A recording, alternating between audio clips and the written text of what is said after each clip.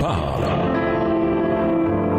Chaque jour, Charles et Carole vous présentent la leçon de l'école du sabbat.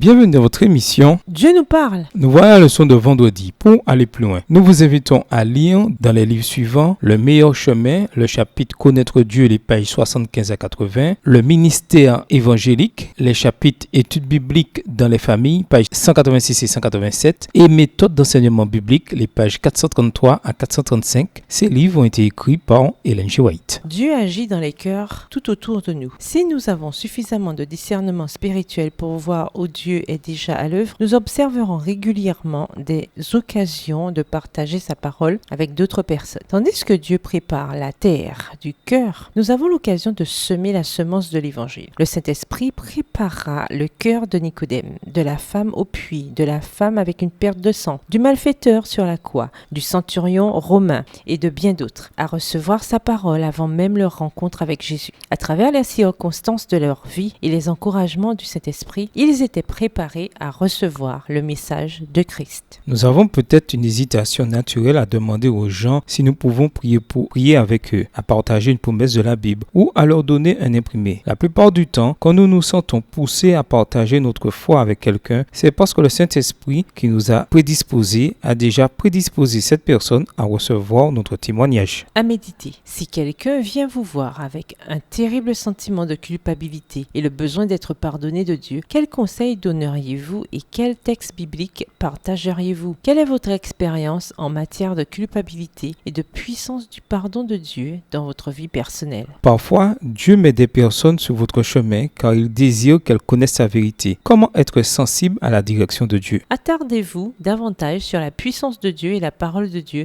telles qu'elles sont révélées dans le récit de la création et dans la création elle-même. Nous parvenons tout juste à saisir la notion d'univers car il est tellement grand et vaste. Alors, pensez que le Dieu qui l'a créé doit être encore plus grand. Comment tirer du réconfort de savoir que le Dieu que nous servons est aussi puissant? Et non seulement il est puissant, mais il nous aime. Quel grand espoir peut-on retirer de cette vérité concernant Dieu? Et comment cette connaissance peut-elle nous aider à être de meilleurs témoins de lui auprès d'autres personnes? Au revoir. Et à demain si Dieu veut.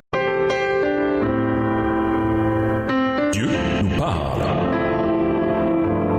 Chaque jour, Charles et Carole vous présentent la leçon de l'école du sabbat.